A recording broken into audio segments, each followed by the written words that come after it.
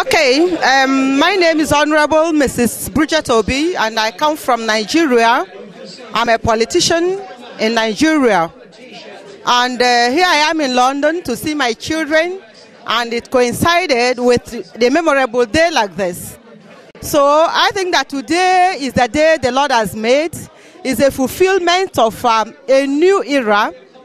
I believe that today that the Lord has raised a man from nowhere to become the first man in the world. So I believe in Obama because I believe in his message. His message is a great message of hope for the younger people. I believe that the leaders of the world have set enough war, and Obama has brought a message of peace.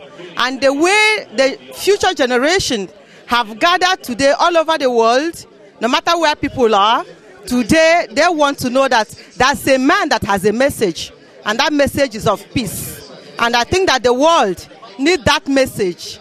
And I also believe that as he goes out to calm the world, because there's so much wars, from Israel to Afghanistan, from Afghanistan to all over, even in Africa, what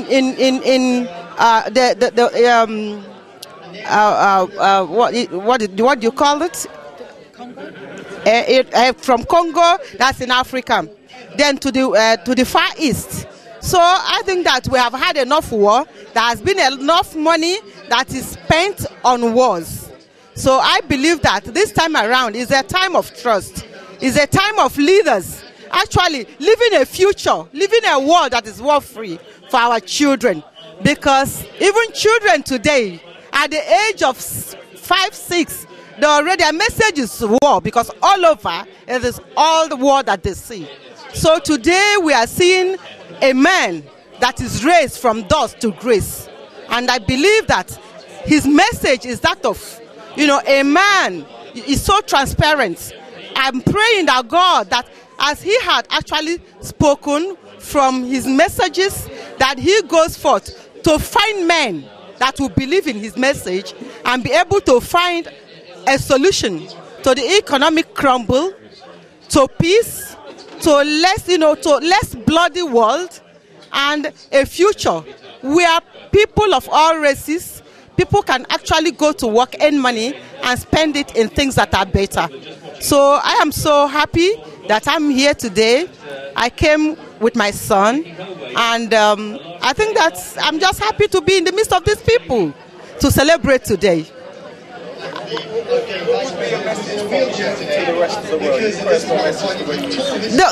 world? My message is that all over the world, that the old era, that is the old man that has refused to leave power, political power, we need a new kind of people that they can hand over, people that can actually build the world as it should be, so that our children cannot, at the tender age, they take up, guns and knives and everything, and they are killing people.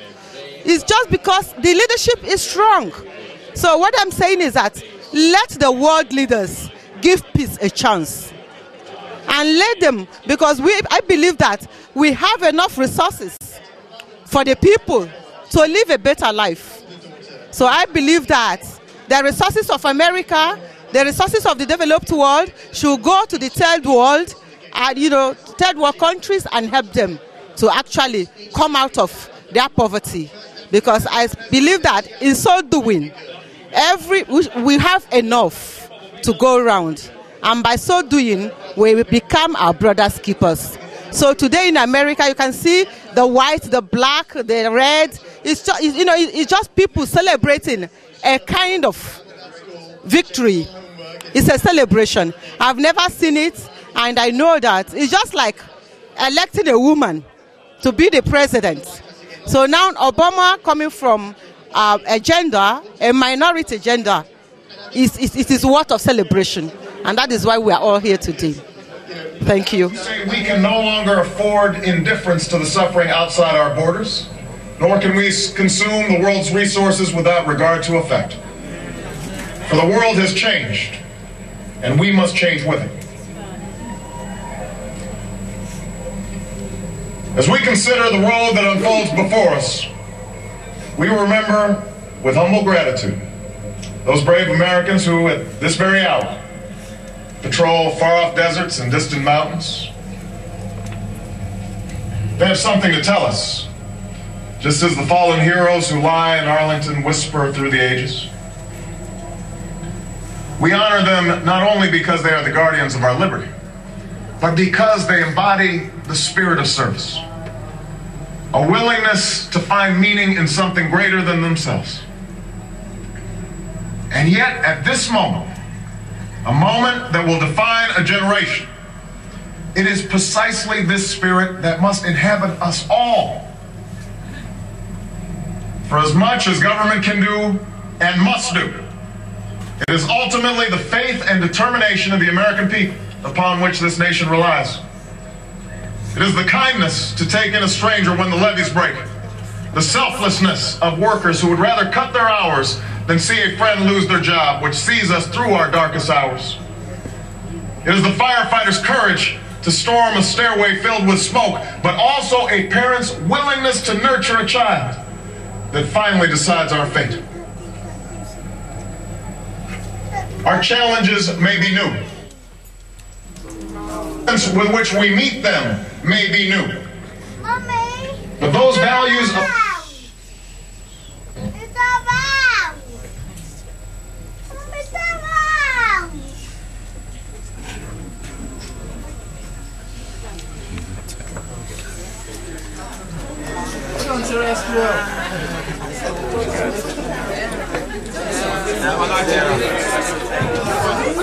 force of progress throughout our history. What is demanded then is a return to these truths. What is required of us now is a new era of responsibility, a recognition on the part of every American that we have duties to ourselves, our nation, and the world. Duties that we do is the source of our confidence, the knowledge that God calls on us to shape an uncertain destiny. This is the meaning of our liberty and our creed, why men and women and children of every race and every faith can join in celebration across this magnificent mall. And why a man whose father less than 60 years ago might not have been served at a local restaurant can now stand before you to take a most sacred oath.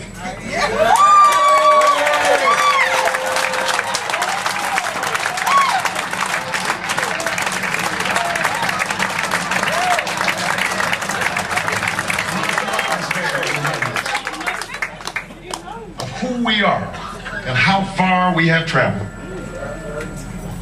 In the year of America's birth, in the coldest of months, a small band of patriots huddled by dying campfires on the shores of an icy river. The Capitol was abandoned. The enemy was advancing. The snow was stained with blood.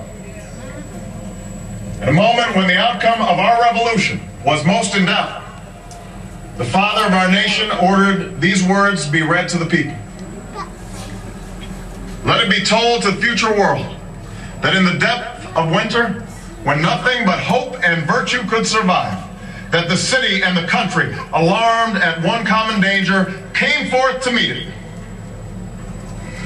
America, in the face of our common dangers, in this winter of our hardship, let us remember these timeless words. With hope and virtue, let us brave once more the icy currents and endure what storms may come. Let it be said by our children's children that when we were tested, we refused to let this journey end, that we did not turn back nor did we falter. And with eyes fixed on the horizon and God's grace upon us, we carried forth that great gift of freedom and delivered it safely to future generations. Thank you. God bless you.